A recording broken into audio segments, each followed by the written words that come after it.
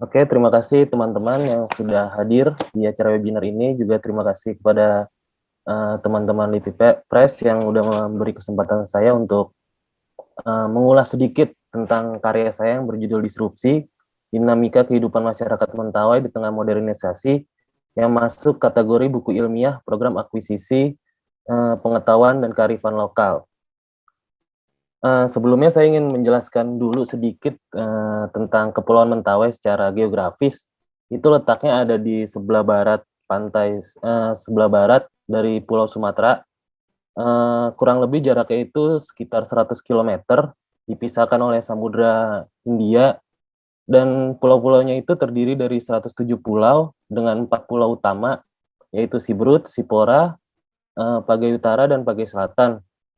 Untuk luas daratannya sendiri itu ada sekitar 600.000 hektar, yang sebagian besar itu merupakan hutan hujan tropis. Untuk penduduknya sendiri jumlahnya itu ada sekitar 87.000, itu mayoritas merupakan penduduk asli Mentawai, juga ada pendatang dari kebanyakan dari Pulau Nias dan dari Padang. Oke, untuk wilayah observasi dan penelitian saya sendiri itu ada di Desa Madobak, itu tepatnya di Kecamatan Siberut Selatan, Dusun Ugai. Nah, dari hasil observasi dan penelitian saya itu, tantangan yang saya lihat dari masyarakat adat Mentawai itu sendiri terkait eksistensi mereka, identitas mereka di tengah pemajuan dan pemerataan pembangunan, baik itu di bidang pendidikan, ekonomi, infrastruktur yang kerap berbenturan dengan budaya serta tradisi masyarakat. Nah, ini di Indonesia sendiri, khususnya untuk masyarakat adat Mentawai, kerap dipredikatkan sebagai masyarakat yang primitif dan tertinggal, sehingga menjadi momok atas percepatan pembangunan atau modernisasi. Salah satu implementasi yang terjadi itu sendiri di Mentawai, ancaman terhadap budaya dan tradisinya sudah terjadi sejak zaman Orde Lama. Misalkan pada tahun 1954, pemerintah secara resmi itu melarang kepercayaan adat Sabulungan dan menangkap, menghukum juga orang-orang yang menganut dan melakukan ritual adat Sabulungan. Di era Orde Baru, keadaan tidak lebih membaik. Aparat masuk ke wilayah Mentawai dan melakukan tindakan represif terhadap si Kere atau dukun Mentawai dengan menangkap, memukuli, bahkan menggunduli dukun-dukun si Kere itu yang kita tahu identik dengan rambut panjang. Selain itu juga pada tahun 90-an itu sempat ada oknum dari Mentawai itu yang memasukkan tanda tangan dan cap ibu jari dari perwakilan suku atau FAM di Mentawai itu untuk memuluskan hak penguasaan hutan dari beberapa perusahaan. Hal ini menimbulkan polemik dan konflik, juga terjadi bentrokan antara masyarakat dengan para pekerja perusahaan tersebut, hingga akhirnya pemerintah setempat, pemerintah Kabupaten Mentawai kala itu melakukan audiensi, dan menariknya itu audiensi masyarakat Mentawai itu diterima dan diundang oleh Presiden Soeharto kala itu untuk menampilkan Turuk Langgai, tarian asli Mentawai.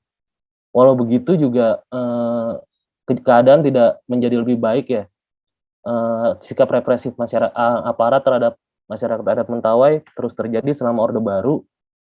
Masyarakat yang tinggal di hutan dipaksa untuk meninggalkan hutan, dan dengan iming-iming tuh mie instan, beras, dan lahan perkebunan. Di era reformasi mungkin upaya ancaman terhadap budaya dan tradisi Mentawai lebih soft, misalkan lewat program-program pemajuan dan pemerataan pembangunan, pendidikan, terus peningkatan sumber daya manusia dan ekonomi.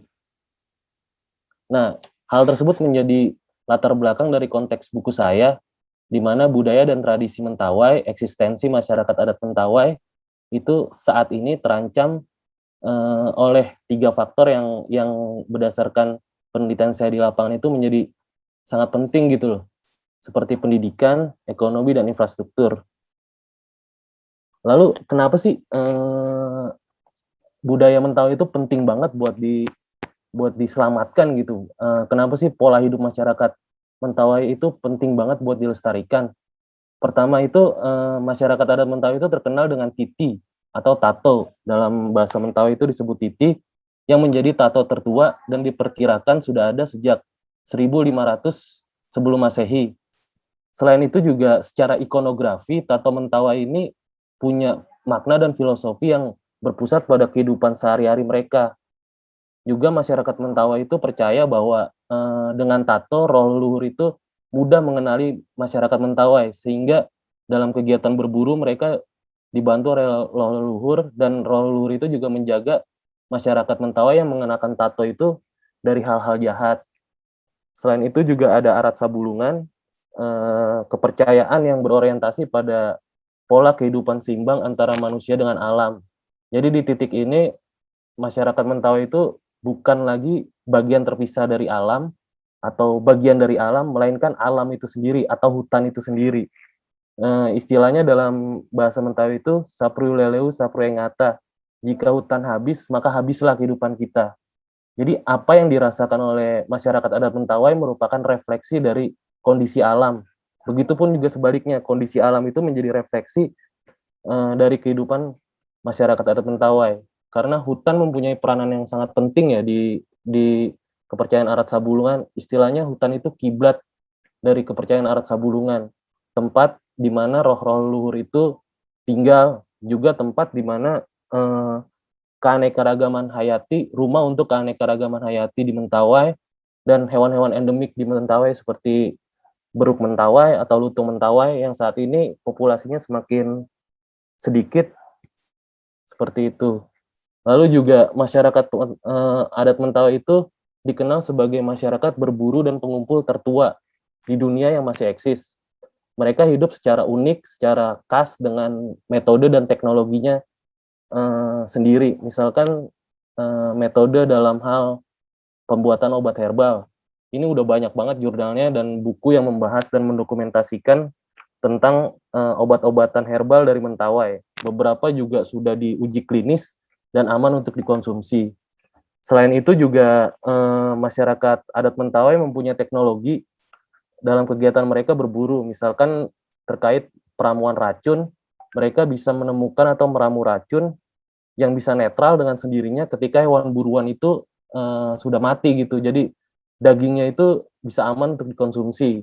Masyarakat adat Mentawai juga mengenal 3 busur panah sesuai dengan masing-masing hewan buruan yang hendak ditangkap gitu.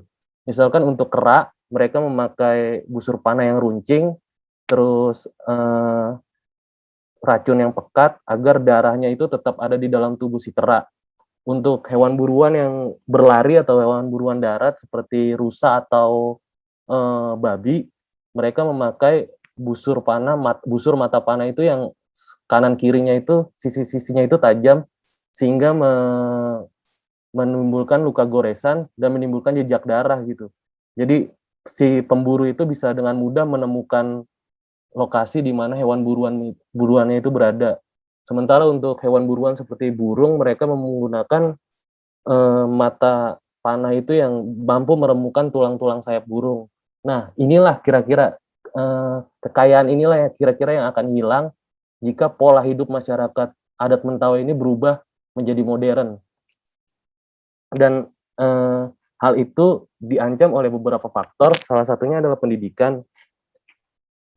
Kita bisa lihat ya di sini di foto ini, di papan tulis ini, bagaimana siswa-siswi SDN 21 Madobak diminta pendapat kesan dan pesannya ketika mengunjungi kebun binatang di Bukit Tinggi.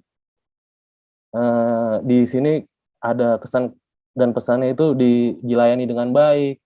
Terus di buku tulisnya yang oleh siswa-siswi ini menuliskan dia bisa melihat berbagai macam binatang segala macam.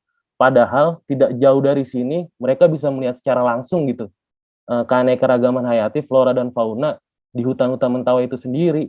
Namun di sekolah ini memang yang tertanamkan di mindset mereka itu adalah kebun binatangnya yang menjadi representasi dari modernitas itu sendiri, bukan esensinya. Selanjutnya, ini beberapa foto yang saya ambil kegiatan belajar mengajar di SDN 21 Madobak. Kecamatan Siberut Selatan. Saya juga sempat ngobrol dengan guru budaya Mentawai, bagaimana jika ada siswa-siswi yang ingin ditato tubuhnya. Si guru itu bilang kalau peraturan sekolah itu melarangnya. Padahal kita tahu tato itu kan merupakan identitas dari adat Mentawai itu sendiri.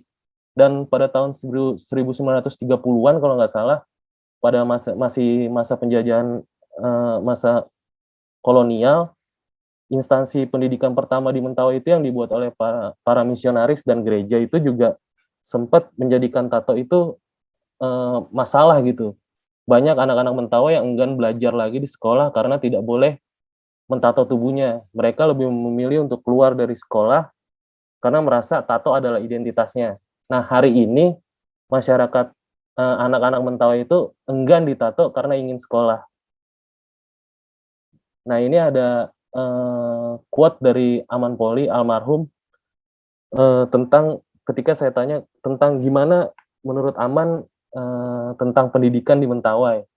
Dia bilang, "Sekolah mencuri anak-anak kami karena beberapa itu memilih pergi dan melanjutkan sekolah ke SMP atau SMA. Sementara biayanya cukup mahal bagi orang tua dan sebagian tidak berhasil di luar lalu kembali ke kampung dan menganggur." Jadi sebenarnya untuk sekolah di Mentawai itu sendiri gratis, namun untuk melanjutkan ke SMP atau SMA itu memang jaraknya cukup jauh sehingga orang tua itu harus menyiapkan dana lebih untuk tempat tinggal dan makan sehari-hari anaknya.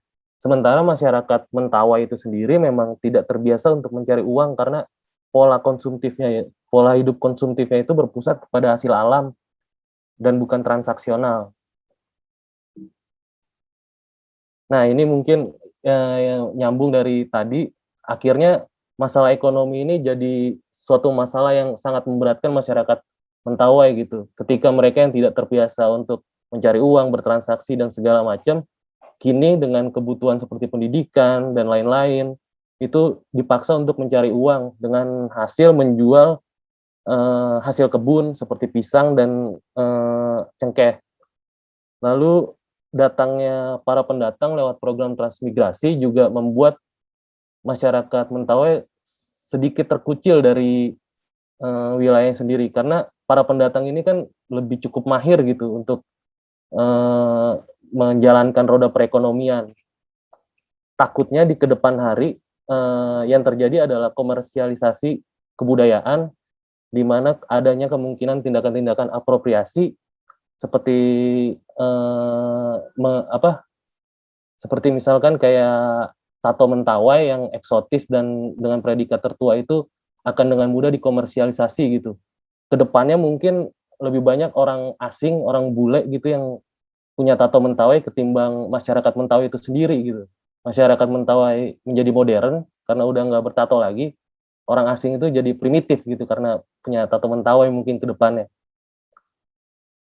Nah, ini di bidang infrastruktur eh, ada beberapa hal yang mengganjal saya ketika melakukan observasi dan penelitian di Mentawai. Salah satunya adalah desa buatan. Jadi masyarakat Mentawai itu memang tidak terbiasa hidup berkumpul seperti ini dalam satu perkampungan. Mereka biasanya tinggal di rumah adat Mentawai dan jaraknya itu jauh-jauh antara satu rumah dengan rumah yang lain. Lalu juga ada jalan Trans Mentawai yang panjangnya itu di Pulau Siberut saja 170 km. Ini membelah hutan kalau kita lihat di sini dan menghubungkan 5 kecamatan di Pulau Siberut, Mentawai. Sementara untuk di keseluruhan Kabupaten Kepulauan Mentawai itu total panjang Trans Mentawai itu mencapai 400 sekian kilometer. Lalu juga ada alih fungsi hutan, ada HTI, persawahan dan perkebunan sawit. Ini membuat hak kelola masyarakat adat terhadap hutan itu semakin dikit karena adanya program-program ini. Misalkan kayak persawahan atau pencetakan sawah ini tujuannya adalah untuk swasembada pangan di kawasan Mentawai itu sendiri. Padahal kita tahu masyarakat Mentawai sendiri itu makanan pokoknya adalah sagu yang sebenarnya lebih efisien baik itu dari lahan maupun pengolahan. Nah, buku Disrupsi ini bukan berarti sebagai simbol penolakan atas modernitas atau kemajuan atau pembangunan yang dilakukan pemerintah maupun pihak lain ya di Mentawai.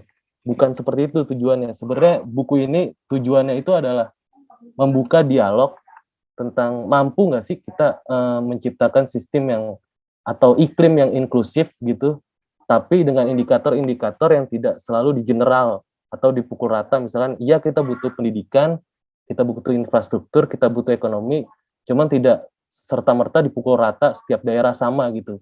Karena karakter masing-masing daerah, adat istiadat, budayanya itu pun berbeda gitu. Mampu nggak kita bikin hal tersebut sesuatu yang inklusif dengan indikator-indikator yang tidak melulu general. Nah, hal itulah yang diakomodir oleh program akuisisi LIPI Press dengan beberapa manfaat yang saya terima. Salah satu ini beberapa manfaat yang saya terima, misalkan dari distribusi, adanya nomor ISBN dan masukan secara teknis.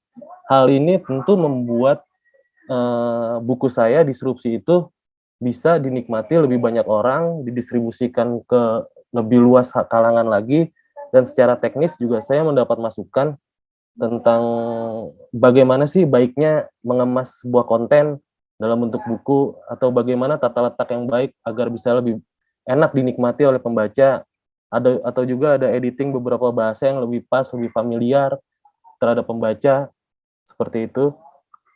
Lalu juga selama program ini saya mendapat fasilitas seperti promosi dan sosialisasi di media sosial. Tentu sebelumnya kalau buku saya ini yang notabene adalah buku foto yang dinikmati oleh mungkin beberapa masyarakat umum, tapi lebih banyak fotografer atau penggiat budaya, kini dengan masuk ke program LIPI Press ini bisa dinikmati oleh peneliti, mungkin mahasiswa, dan untuk kajian-kajian yang di luar fotografi itu sendiri. Jadi seperti jembatan gitu. Lalu ada juga podcast di mana saya mengulas lebih dalam tentang konten buku Disrupsi ini. Juga ada website. Mungkin ada teman-teman yang terkendala jarak atau bingung mau cari bukunya di mana, bisa dibaca gratis di sini dan dimudahkan sekali. Lalu dampak dari program akuisisi LIPI Press ini adalah yang terbaru itu cukup mengejutkan saya ya, ketika ada salah satu lembaga itu ingin membuat infrastruktur air bersih di kawasan Desa Madobak dan menjadikan buku Disrupsi ini sebagai referensi. Lalu ada juga inspirasi atau mungkin lebih tepatnya motivasi buat beberapa penulis, fotografer juga, penggiat budaya juga untuk menerbitkan buku ini dengan program akuisisi LIPI Press.